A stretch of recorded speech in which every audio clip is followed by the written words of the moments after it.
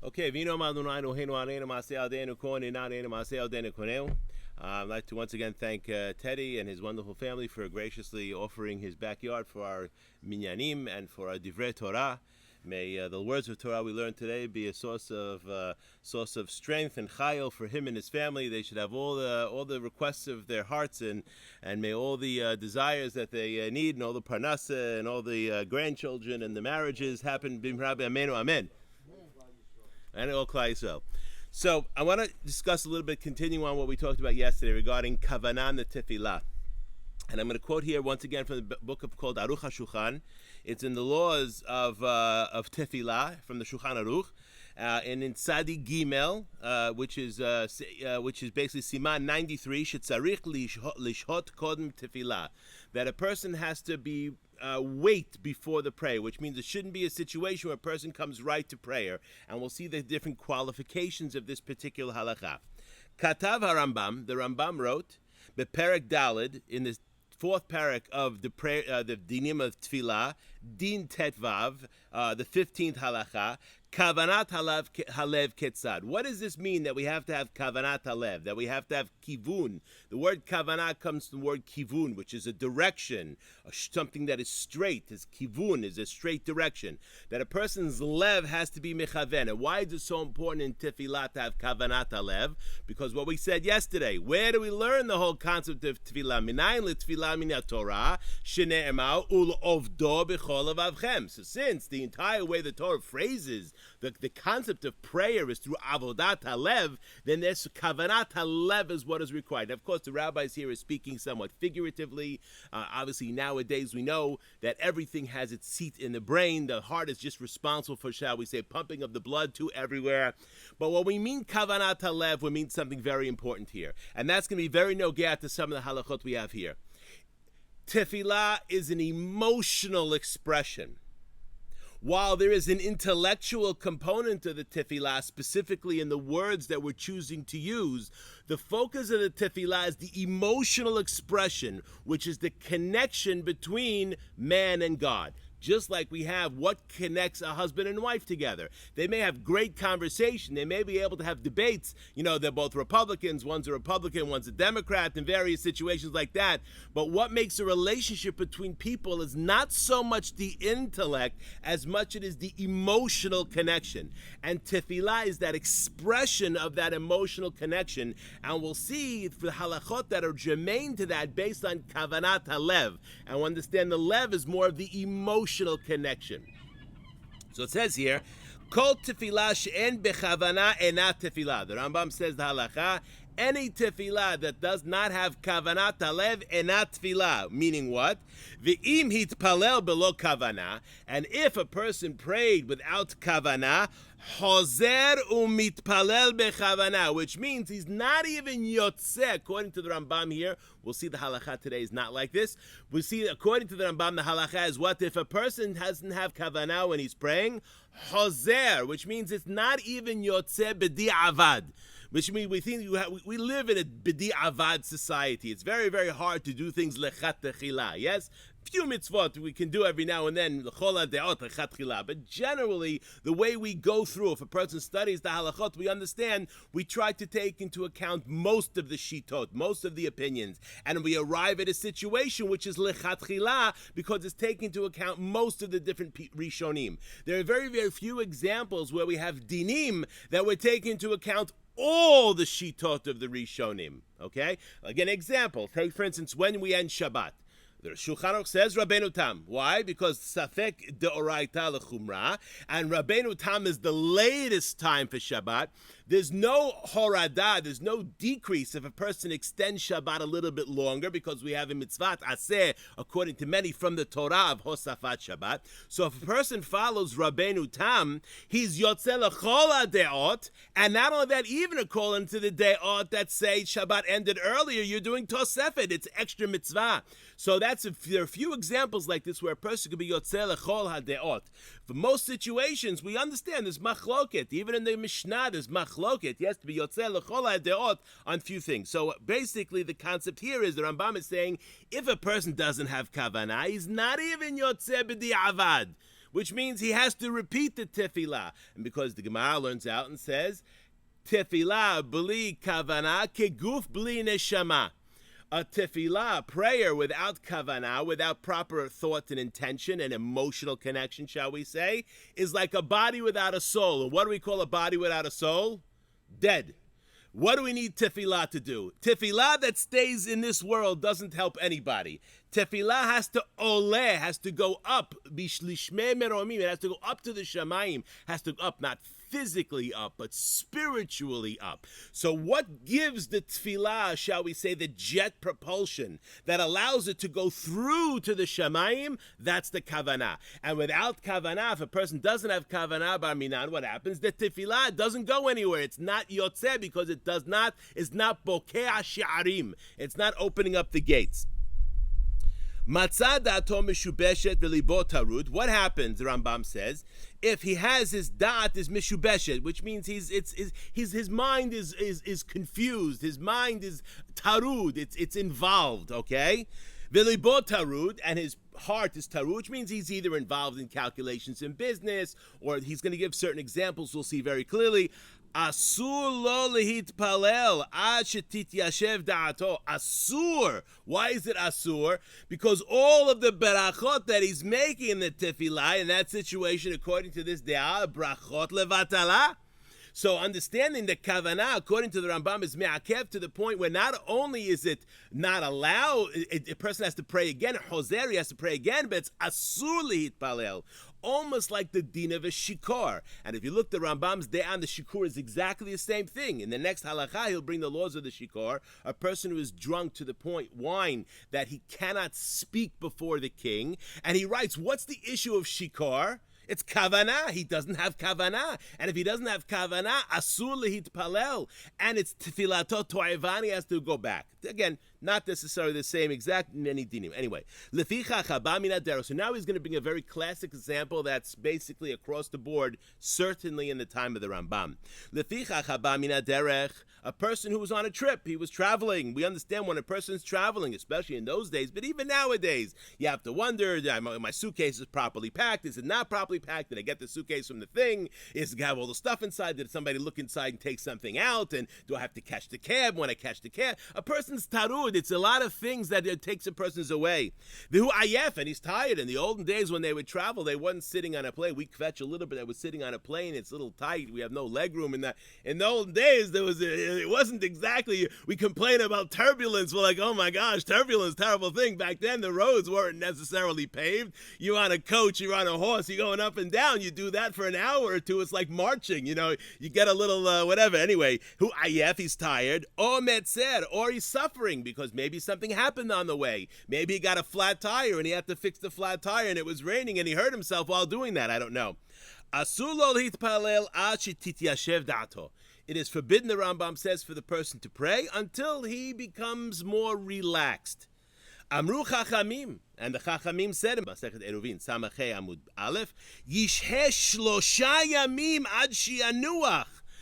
It could take up to 3 days for a person after he had a trip to be able to amass the amount of kavanah that would be required bizman Gemara, bizman of the Mishnah, and shall we say in the zman of the Rambam. V'titkare dato v'hakach yipalel, which means some people, it could be up to 3 days after they had a very difficult travel. It could be 3 days before the person is able to pray.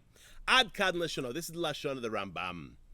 And this is brought Masechet Eruvin, where it talks about the concept of you have 3 days up till a person comes from the derech. And now the Rambam in our Gemara, which is in Masechet, didn't bring other examples of tirdah. The Gemara over there doesn't just bring derech; it also brings another one. Shmuel over there brings lo matzle beveta de'it beshichreh, which Shmuel would not pray if in their house there was beer, not specifically beer, but making of beer. Because when people make beer, there must be a terrible smell. I'm not a mikzah on this, but when a person makes beer, there's a terrible smell, and that smell can interfere with the person's kavanah and the tefillah. Or, he gives another example, Rav Papa, he brings another example, another rabbi, Rav Papa, lo matzle beveta de'it beharsena.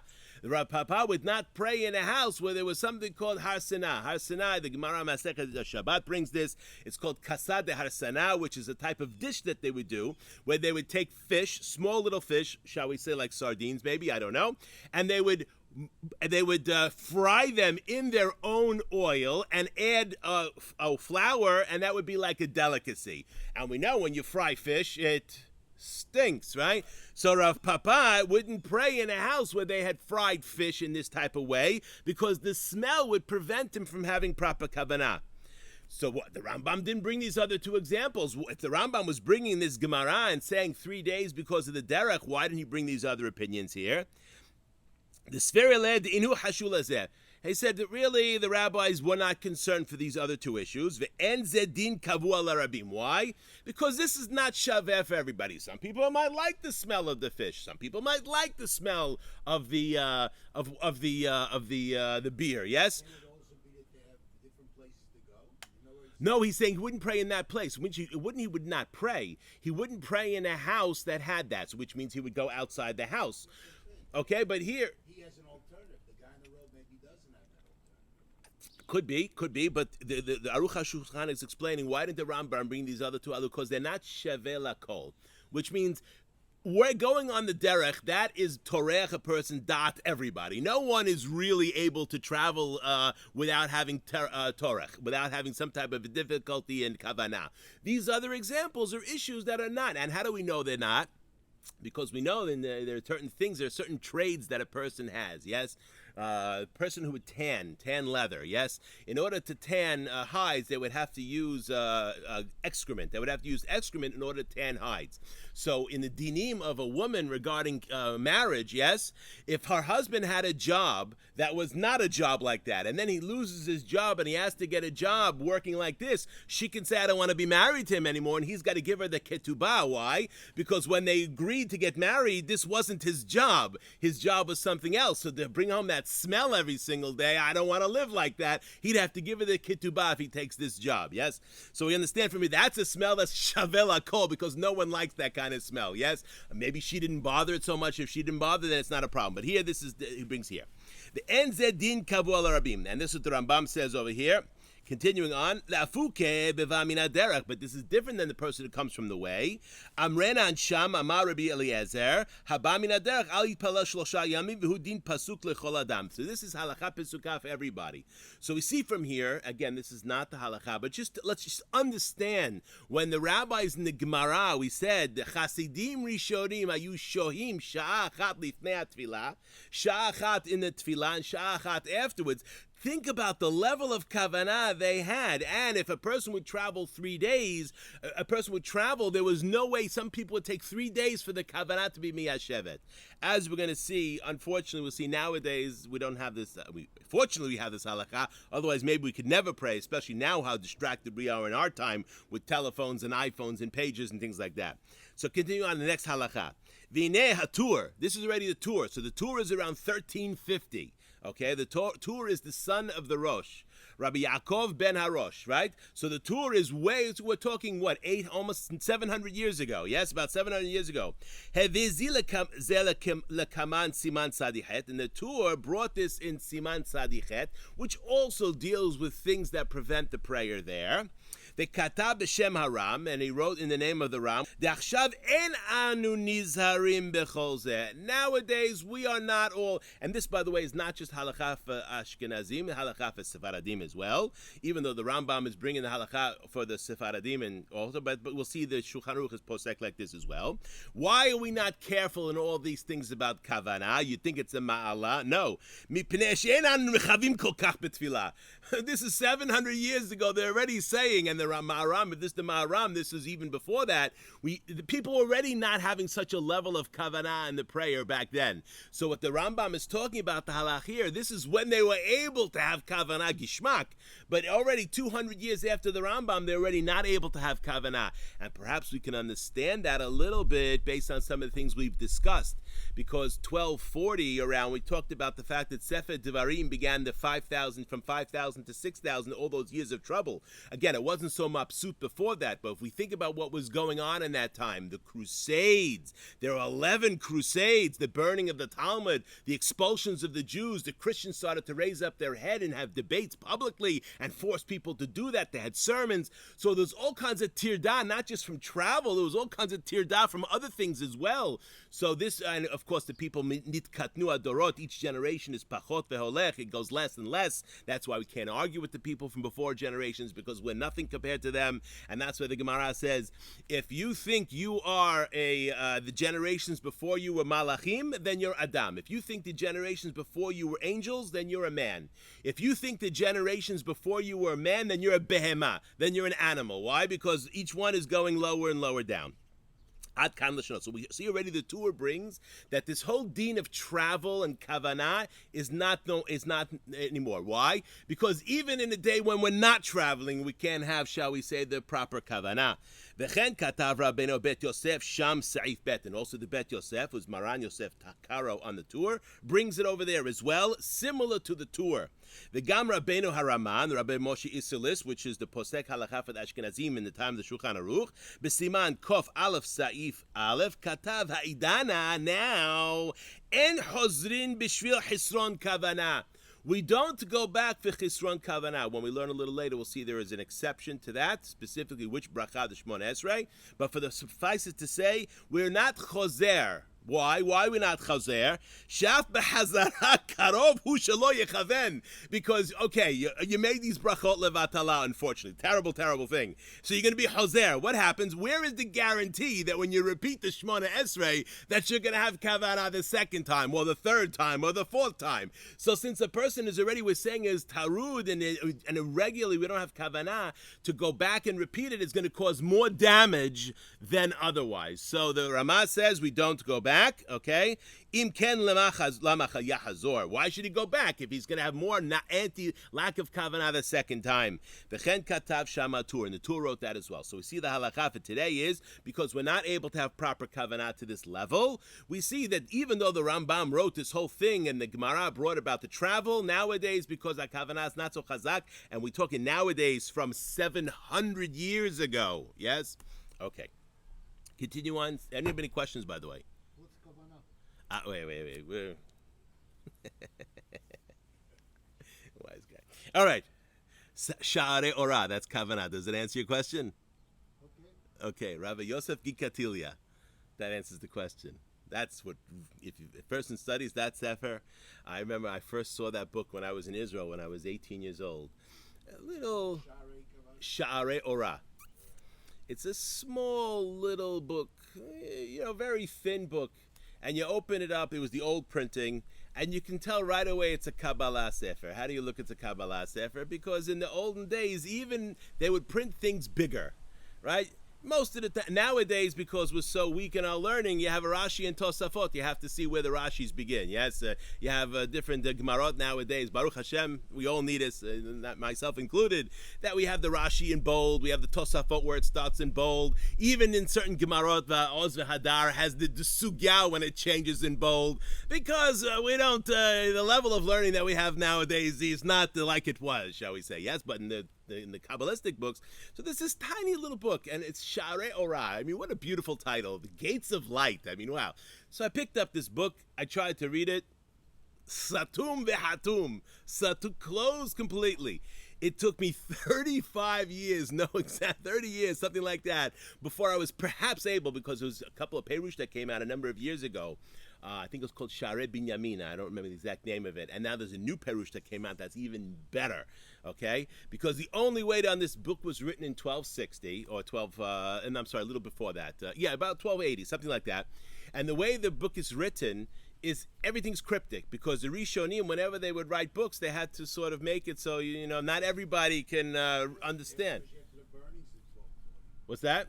Especially after the burnings in 1240. No, it's just not cryptic because they're worried about the Christians. This is cryptic because they're worried about people who are not ra'ui to learn this material. You have to. So the way these books are written, you look at the Ramban. The Ramban's Perush on the Torah. Yes, he'll write something and then he'll say Vezesod, and that's it. And if you look at the art scroll on the Ramban, it'll say our elucidation does not take into consideration the sod. You're on your own on that. Here's the Hebrew. Kol hakavod. Best of luck. Have a good time. Right.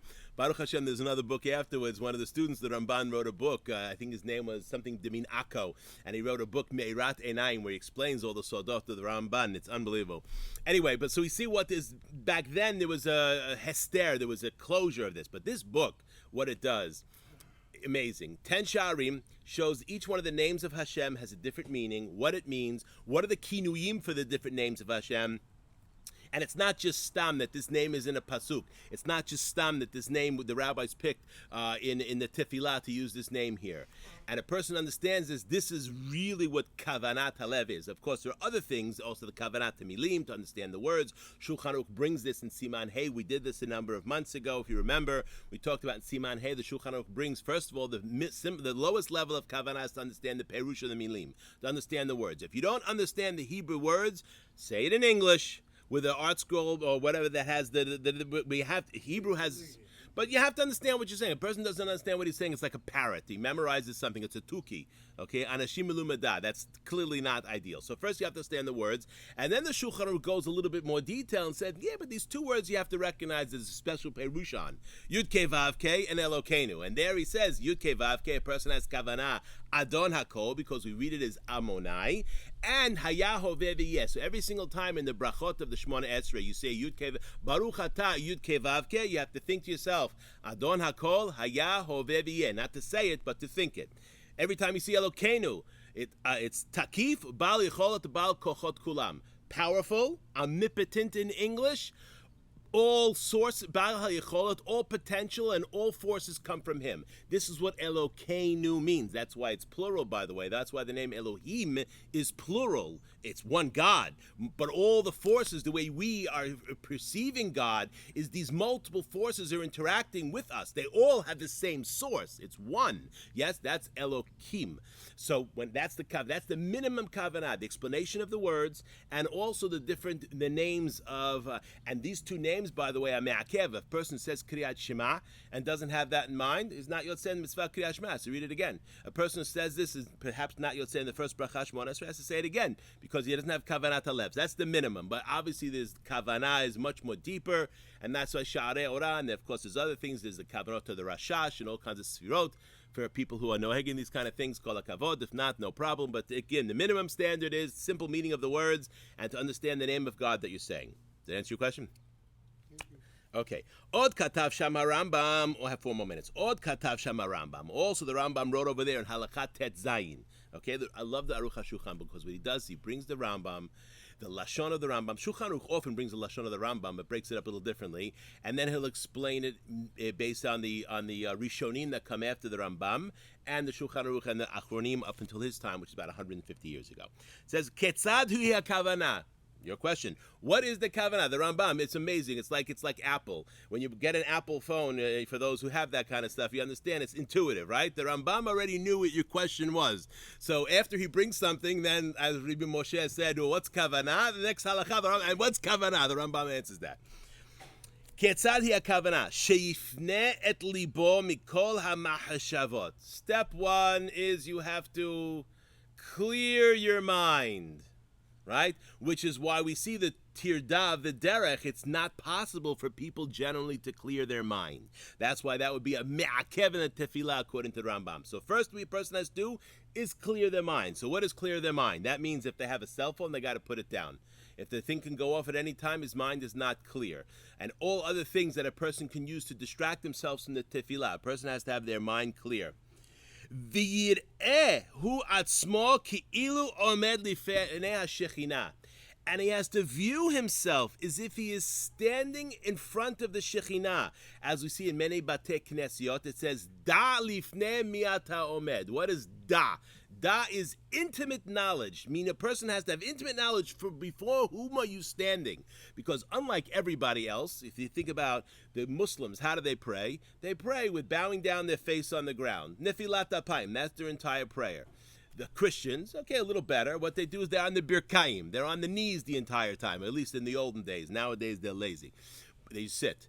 But what is Amidah? Standing up. We think it's a Torah. We have to recognize you're standing up as a man. Animals lay on the ground. The animals crawl on the ground. When you're praying before God, you're standing up. Why? Because you are a reflection of God. Tzelem Elokim. So that ability to pray standing up means you're standing before the Shekhinah, not sitting or laying, which requires an extra level of yirah. Because when a person is bowing down, their face is touching the ground, they realize that they're nothing. But if a person is standing, there's a risk that there's going to be ga'ava. So we see over here, he's talking about a person has to stand as if he is standing before the Shekhinah, because it's not as if, it's not kavyachol. He is standing before the Shekhinah. Lefichach tzarich leyashev me'at kodem hatfilah kedei lechaven et libo. And that's why a person leyashev is very interesting. The word here is leyashev, doesn't mean yishuv da'at. It means to sit, which means there's an inyan, according to some, that you sit before you pray. Of course, if a person comes in and he's already late, he doesn't, we miss the zman of the tefillah or the zman of the tzibur. But ideally, a person should come a little bit before and sit down, because yishuv da'at only arrives through yeshiva, which means when a person is learning Torah. Why is it called a yeshiva? Because how does a person acquire Torah knowledge? A person has to have yishuv da'at, which means not only do you have to be spiritually yishuv, there has to be physical yishuv. Person sit down. That's why you see many people in minha, there's ashrei, right? And they're standing up the entire time. This is not exactly what we're talking about here. Ashrei should be said sitting down. And again, it's not a din, but how is a person preparing their yishuv da'at for the Shemona Esrei prayer if he's standing during ashrei? No, you sit during ashrei and then you stand up for the kaddish, or depending on your minhag. No, that's what he's saying is not like that.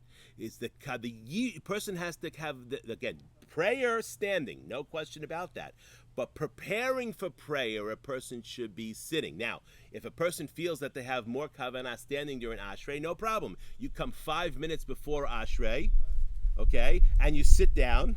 This way you fulfill this part, and then you stand up for ashrei, kol hakavod, okay? And same thing at night. But I see the difference also by the Sparta, where they put filling on sitting down. We Ashkenaz do it. So that's a separate halakha regarding that. But if you're already sitting, but we see there's an inyan of preparing oneself through yeshiva before tefillah. Clear, okay? Let's continue on. So we see the way a person prepares themselves for kavanah is yishuv, is sitting. And afterwards, he should pray benachat v'tahanunim. This is very, very important. I'm not going to have time to deal with this today. What does it mean to pray b'tahanunim? The Gemara, the Mishnah in Masechet Brachot makes a distinction. In the fourth Mishnah of the fourth parak, it says, what is tfilat keva and tfilat tahanunim? There's a hevdel. We think keva is good. No, keva is bad. And we'll Be'ezrat Hashem learn that Be'ezrat Hashem afterwards. Okay, I think I'm out of time. Baruch Adonai Olam, Amen ve'amen.